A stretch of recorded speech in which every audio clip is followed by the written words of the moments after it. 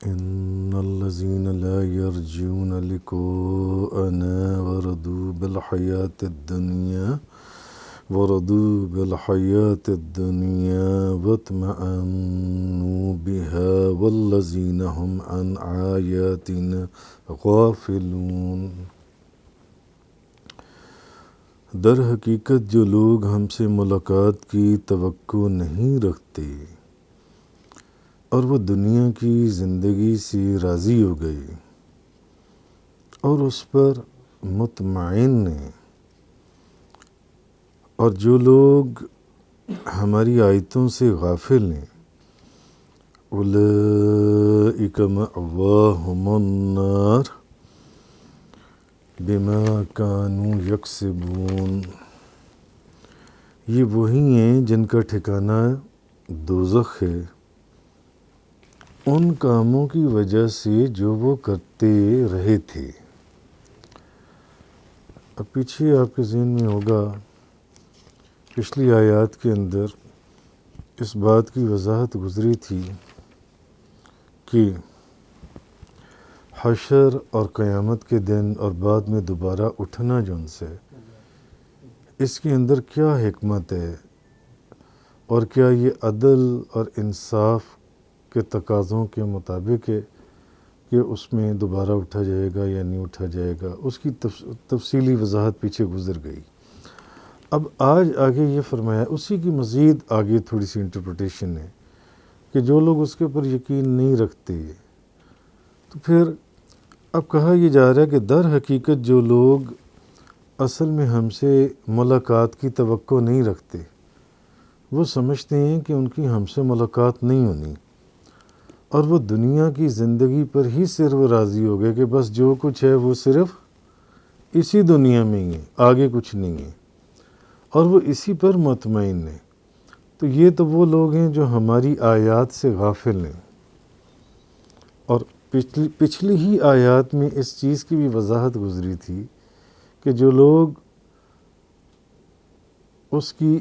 جو اس نے کائنات بنائی ہے اس کے اندر تفکر کرتے ہیں، تدبر کرتے ہیں، غور و فکر کرتے ہیں، وہ تو ویسے ہی اس کی وحدانیت کے قائل ہو جاتی ہیں جو ان سے ہیں کہ اس سارے نظام کو کوئی چلانے والا ہے۔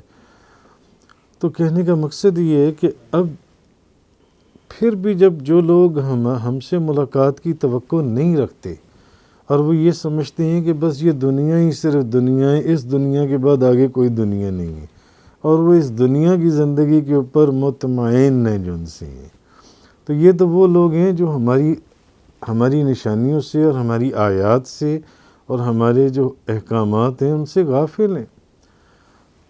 آگے فرمایا کہ اولئک مأواہم النار بما کانوا یکسبون، یہ وہی ہیں جن کا ٹھکانہ دوزخ ہے۔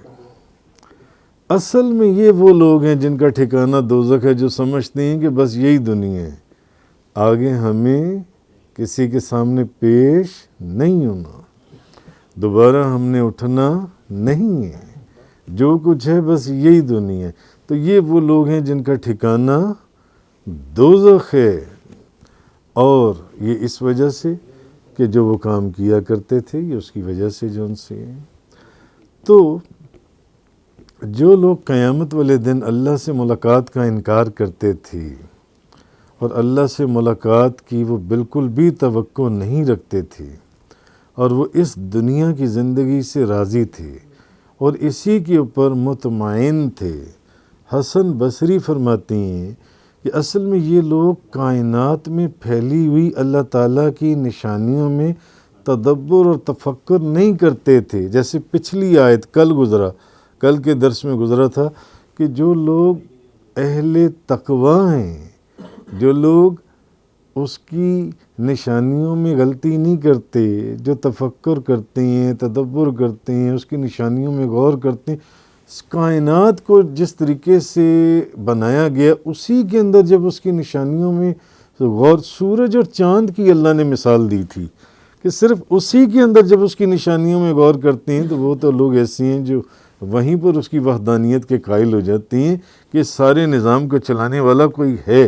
تو حسن بصری فرماتے ہیں کہ جو اس میں تفکر یا تدبر نہیں کرتے، یہی تو وہ لوگ ہیں جو اللہ کے احکامات کے اوپر بھی عمل نہیں کرتے تھے۔ لہٰذا حشر کے دن ان کا ٹھکانہ جہنم ہوگا۔ یہ وہ لوگ ہیں جن کا ٹھکانہ جہنم ہوگا، جو یہ سمجھتی ہیں کہ بس یہ دنیا ہی ہے، اس دنیا کے بعد آگے جو ان سے وہ ہماری اس سے کوئی ملاقات نہیں ہے، کیونکہ انہوں نے دنیا میں جو جرم، جو جرائم، جو گناہ اور جو بھی غلط کام یا گندے کام کیے تھے، اس کی وجہ سے اور اس وجہ سے کہ وہ اللہ اور اس کے رسول کا جو فرمان تھا اس کا انکار کرتے تھے، یا اس کے اوپر ان کو یقین ہی نہیں تھا کہ ہماری دوبارہ ملاقات بھی ہے اللہ تعالیٰ سے۔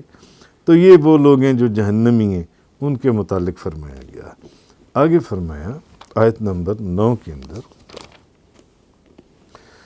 ان الذین آمنوا وعملوا الصالحات یہدیہم ربہم بایمانہم، بے شک جو لوگ ایمان لائے اور انہوں نے نیک عمل کیے، ان کا رب ان کو ان کے ایمان کی وجہ سے، ان کے ایمان کی وجہ سے دائمی جنتوں کی طرف ہدایت دے گا، تجری من تحتہم الانہار فی جنات النعیم، دائمی جنتوں کی طرف ہدایت دے گا جن کے نیچے سے دریا بہتے ہیں، جن کے نیچے سے دریا بہتے ہیں۔ تو اب اللہ تعالیٰ ان لوگوں، اب پہلے تو یہ بات ہو گئی نا، جو لوگ اس پر ایمان نہیں لاتے، کس بات پر؟ کہ ہماری ملاقات نہیں ہے، ہماری ملاقات نہیں ہے، کہ ہم نے مرنے کے بعد اٹھنا ہے اور ہماری اس سے ملاقات ہے جو ان سے ہے۔ تو اب ان کا بیان ہے، مگر ان کا بیان ہو گیا، اب اگلی آیت میں ان کا بیان ہے جو آخرت پر ایمان لاتی ہیں، جو سمجھتے ہیں کہ ہم نے مرنے کے بعد اٹھنا ہے، ہماری ملاقات ہے۔ تو یہ وہ لوگ ہیں جو اللہ اور اس کے رسول کے احکامات کو مانتے ہیں، اور یہ وہ لوگ ہیں جو نیک عمل کرتے ہیں۔ تو جرائم پیشہ لوگ یا گناہ گار زیادہ تو وہی لوگ ہیں نا جس کا ذکر پچھلی آیت میں گزرا، جو اس پر ایمان نہیں لاتے کہ مرنے کے بعد اٹھنا ہے یا ہماری اس سے ملاقات ہے، نہیں۔ تو وہ لوگ تو وہ ہیں جن کا ٹھکانہ جہنم ہے، مگر اب وہ لوگ ہیں جو لوگ ایمان لاتے ہیں اور انہوں نے نیک عمل کیے، اور ان کا رب ان کو ان کے ایمان کی وجہ سے دائمی جنتوں کی طرف ہدایت دے گا۔ یہ وہ لوگ ہیں جو آخرت کے اوپر ایمان لاتے ہیں، پچھلی ہی آیت کے کانٹیکسٹ کے اندر بات چل رہی ہے۔ یہ وہ لوگ ہیں جنہوں نے اللہ اور اس کے رسول کے فرامین یا احکامات کو قبول کر لیا، انہوں نے مان لیا کہ بالکل ایسے ہی ہے، ہم نے مرنے کے بعد اٹھنا ہے اور ہماری مرنے کے بعد اس سے ملاقات ہے، اور رب کا دیدار ہے، اور رب کے دیدار کے اوپر ایک مستقل پورا بیان، بلکہ 2-3 بیان گزر چکے ہیں جو ان سے ہیں۔ تو اللہ تعالیٰ ان کے ایمان کے سبب یہ وہ لوگ ہیں جن کو قیامت والے دن جنت کی طرف ہدایت دے گا۔ یہ وہ لوگ ہیں جن کو قیامت والے دن جنت کی طرف ہدایت دے گا، اور سلامتی کے ساتھ پل صراط سے گزارے گا، اور وہ جنت تک پہنچ جائیں گے، اور وہ جنت تک پہنچ جائیں گے۔ یہ وہ لوگ ہیں۔ اچھا، اب یہاں ایک مسئلہ ہے کہ جنت میں جو داخلے کا سبب ہے، کہ جنت میں وہ کون سا سبب ہے جو آپ کو داخل کرے گا، وہ کیا چیز ہے؟ اب اس میں اہل سنت اور معتزلہ کا آپس میں اختلاف ہے۔ معتزلہ کے نزدیک، معتزلہ کہتے ہیں جو روشن خیال لوگ ہیں، جو روشن خیال لوگ ہیں جن سے، تو جو نقل کی بجائے عقل کے اوپر بات کرتے ہیں جن سے، اچھا، ان کے نزدیک وہ کہتے ہیں کہ ایمان اور اعمال صالحہ یہ دونوں مل کر جنت میں داخلے کا سبب ہوگا۔ جس شخص کے پاس ایمان بھی ہوگا اور اعمال صالح نیک عمل بھی ہوں گے، وہ بندہ جنت میں داخل ہوگا۔ وہ بندہ جنت میں جائے گا. جبکہ اہل سنت کے نزدیک یہ ضروری نہیں ہے کہ جس کے پاس اعمال صالحہ ہوں وہ جنت میں جائے گا.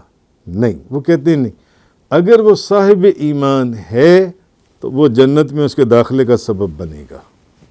وہ کہتے ہیں نہیں، جنت میں داخلے کے لیے یہ دونوں چیزیں کمپلسری ہیں. ایمان بھی کمپلسری ہے اور نیک اعمال بھی کمپلسری ہیں، کہ تمام نیک اعمال کے اوپر آپ عمل کرتے ہو، نماز، روزہ، حج، زکوٰۃ، فار ایگزامپل آپ تمام نیک اعمال کے اوپر. وہ کہتے ہیں کہ نیک اعمال بھی جو ان سے کمپلسری ہیں، خالی ایمان کی وجہ سے آپ جنت میں نہیں جائیں گے. اگر نیک اعمال نہیں ہیں تو پھر آپ جنت میں نہیں جائیں گے، نیک اعمال ہیں تو پھر آپ جنت میں جائیں گے. جبکہ اہل سنت کے نزدیک یہ نہیں، صرف اگر آپ صاحب ایمان ہیں تو یہ آپ کے جنت میں داخلے کا سبب بن سکتا ہے، یہ آپ کو جنت میں پہنچا سکتا ہے. اگر آپ نے صرف کلمہ پڑھا ہوا ہے، آپ نے کلمہ پڑھ لیا، یہ آپ کو جنت میں پہنچا سکتا ہے، پہنچا سکتا ہے، پہنچا دے گا ڈائریکٹ ایک دم. میں وہ بات نہیں کر رہا، یہ آپ کو جنت میں پہنچا سکتا ہے. اہل سنت کے نزدیک کہ اگر کوئی شخص ایمان لایا اور اس نے نیک عمل نہیں کیے اور اس نے برے ہی عمل کیے تو چند صورتیں ہیں کہ وہ جنت میں داخل ہو جائے. ایک پہلی صورت تو یہ ہے کہ وہ اللہ کی رحمت سے ہی جنت میں داخل کر دیا جائے. بھئی وہ مالک ہے، وہ ہر چیز پر قادر ہے، وہ اپنی مخلوق کو. بلکہ مجھے یاد آیا اس کے اوپر بھی ایک بڑا تفصیلی ایک ہمارا درس قرآن ہوا تھا، تو اس نے کوئی نیک عمل نہیں کیا. اللہ اپنی رحمت سے، اپنے فضل سے، اپنے کرم سے مالک ہے، اس کو جنت میں داخل کر دے. دوسری صورت یہ ہے کہ اللہ اس کو اپنی رحمت سے، فضل سے جنت میں داخل نہ کرے، نبی کریم صلی اللہ علیہ وسلم اللہ کی بارگاہ میں اس کی شفاعت فرما دیں. تو اپنے محبوب کی شفاعت کے اوپر اللہ تعالیٰ اس کو جنت میں داخل کر دے. نیک عمل کوئی نہیں ہے، نیک عمل کوئی نہیں. تیسری صورت یہ ہے کہ اس کو دوزخ میں داخل کر دیا جائے، جس کے نیک عمل کوئی نہیں تھے، جس کے نیک عمل کوئی نہیں تھے، اس کو دوزخ میں داخل کر دیا جائے. پھر جب وہ اپنی سزا پوری کر لے تو اس کو جنت میں داخل کر دیا جائے گا اس کے بعد، بشرطے کہ وہ ایمان والا ہو. تو کہنے کا مقصد یہ ہے کہ معتزلہ کا کہنا یہ ہے کہ اس میں ایمان بھی کمپلسری ہے اور اعمال صالحہ بھی کمپلسری ہے، ادروائز بندہ جنت میں نہیں جائے گا. دونوں چیزیں ہونی چاہیے. لیکن اہل سنت کا عقیدہ یہ ہے، وہ کہتے ہیں نہیں، یہ ضروری نہیں ہے کہ اعمال صالحہ ہوں. اگر وہ صاحب ایمان بھی ہے، اعمال صالحہ نہیں ہیں، اس کے برے اعمال ہیں، پہلی صورت تو یہ کہ اللہ اپنے فضل، اپنے کرم، اپنی رحمت کے ساتھ وہ مالک ہے، ہر چیز پر قادر ہے، اس کی مخلوق ہے، وہ جس کو چاہے جنت میں داخل کر دے. اور دوسری صورت یہ ہے کہ اللہ تعالیٰ اس کو نہیں بخشتا. نہیں بات ہوتی تو نبی کریم صلی اللہ علیہ وسلم اللہ کی بارگاہ میں اس کی شفاعت فرمائے، اللہ ان کی شفاعت کو قبول کرے، اس کو بخش دے. اور تیسری صورت یہ ہے کہ جو کیونکہ اس نے کوئی نیک عمل نہیں کیا، اس کو دوزخ میں ڈالا جائے گا. جب وہ اپنی سزا پوری کر لے گا تو اس کو پھر جنت میں ڈال دیا جائے گا. جبکہ معتزلہ کہتے ہیں نہیں، جنت میں جانے کے لیے دونوں چیزیں کمپلسری ہیں، جنسی ہیں. تو خود اس آیت کو آپ دیکھ لیجیے، اس آیت کے اوپر ہی آپ غور کریں گے تو ساری بات آپ کو سمجھ میں آ جائے گی. ان الذین آمنوا وعملوا الصالحات یہدیہم ربہم بایمانہم، بے شک جو لوگ ایمان لائے اور انہوں نے نیک عمل کیے، ان کا رب ان کو ان کے ایمان کی وجہ سے، جو لوگ ایمان لائے اور انہوں نے نیک عمل کیے، ان کا رب ان کو ان کے ایمان کی وجہ سے، آگے اس کی جو آگے اس کی انٹرپریٹیشن اللہ تعالیٰ نے خود ہی اس آیت کے اندر فرما دی. ان کو ان کے ایمان کی وجہ سے، یہ نہیں کہا کہ اعمال کی وجہ سے، ایمان کی وجہ سے دائمی جنتوں کی طرف ہدایت دے گا جن کے نیچے سے دریا بہتی ہیں. تو کہنے کا مقصد یہ ہے اللہ ان کو ان کے ایمان کی وجہ سے، ایمان کے سبب سے دائمی جنتوں کی طرف بھیج دے گا. تو یہ صحیح ہے. آگے فرمایا آیت نمبر 10 دعواہم فیہا سبحانک اللہم وتحیتہم فیہا سلام وآخر دعواہم ان الحمد للہ رب العالمین. اور جنتوں میں اب جب وہ جنت میں داخل ہو جائیں گے انشاءاللہ، اب جب آپ جنت میں داخل ہو جائیں گے تو جنتوں میں ان کی بے ساختہ پکار ہوگی سبحانک اللہم وتحیتہم فیہا سلام. پاک ہے تو اے اللہ، پاک ہے تو. اور جنتوں میں ان کی ایک دوسرے کے لیے یہ دعا ہوگی کیا؟ سلام علیکم، سلام. وآخر دعواہم ان الحمد للہ رب العالمین. اور جنت میں یہ بھی ہوگا ہر بات کے آخر میں وہ یہ کہیں گے الحمد للہ رب العالمین.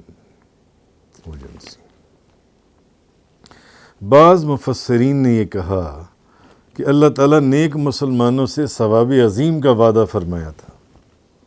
نیک مسلمانوں سے اللہ نے ثواب عظیم کا وعدہ فرمایا تھا. اچھا، تاکہ ان لوگوں کو انصاف کے ساتھ جزا دے جو ایمان لائے اور انہوں نے جو نیک عمل کیے، جو پچھلی آیات میں گزرا تھا. اب جب اہل جنت، جو لوگ جنتی ہیں، تو وہ جب جنت میں داخل ہوں گے اور جنت کی ان عظیم نعمتوں کو اور برکتوں کو دیکھیں گے تو اب ان کو تصدیق ہو جائے گی کہ ہمیں جو کہا گیا تھا بالکل صحیح تھا. ہم جو سنتے تھے مگر آنکھوں سے دیکھا نہیں تھا، اب جب آنکھوں سے دیکھ لیں گے ان عظیم و شان عظیم نعمتوں کو، تو اب ان کی تصدیق ہو جائے گی کہ واقعی جو وعدہ کیا گیا تھا یہ تو وہی ہے جو ان سے. اللہ تعالیٰ ان سے، کہ اللہ نے جو ان سے ان نعمتوں کے دینے کا وعدہ کیا تھا، جو وعدے قرآن حدیث کی صورت میں وہ سنتے تھے کہ جنت میں یہ نعمتیں ہوں گی، وہ نعمتیں ہوں گی، یہ چیزیں ملیں گی، وہ چیزیں ملیں گی، یہ کھاؤ گے، یہ پیو گے، یہ تو جو اس نے وعدہ کیا تھا وہ تو سب سچا تھا. تو اس وقت بعض مفسرین کہتے ہیں کہ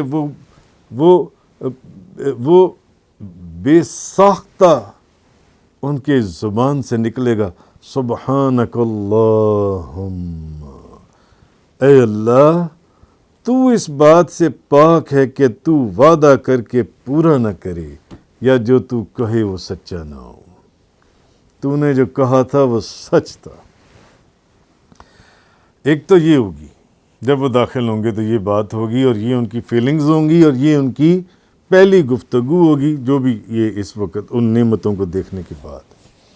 اچھا، اب جب وہ ایک دوسرے سے ملاقات کریں گے، اب جب آپ کی آپس میں انشاءاللہ ملاقات ہوگی تو وہ کہیں گے کہ تم پر سلامتی ہو، تم پر سلامتی ہو. اب وہ کہیں گے، ایک دوسرے کو آپس میں کہیں گے تم پر سلامتی ہو.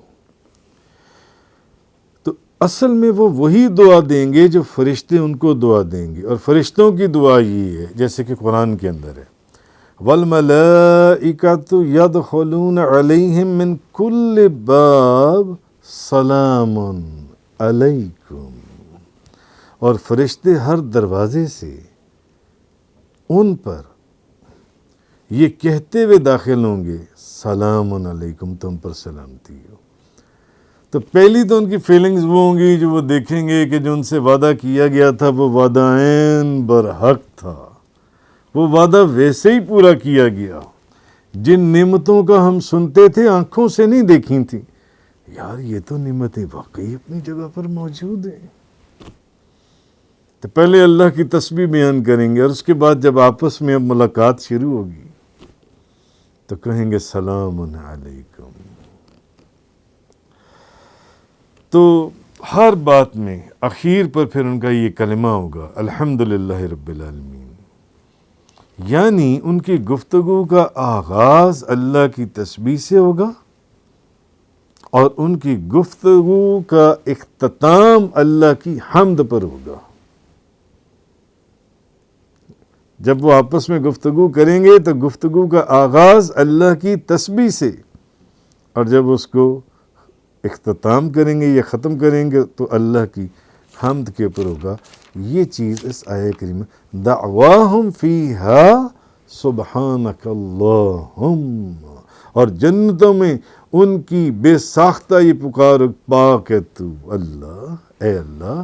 وتحیتہم فیہا سلام، اور جنتوں میں ان کو ایک دوسرے کے لیے یہ دعا ہوگی سلام علیکم. وآخر دعواہم، اور ہر بات کے اخیر پر وہ کیا کہیں گے؟ وآخر دعواہم ان الحمد للہ رب العالمین. یعنی جب اپنی بات کا اختتام کریں گے تو وہ کہیں گے الحمد للہ رب العالمین. یہ اس آیت کی تفسیر تھی. وآخر دعوانا ان الحمد للہ رب العالمین.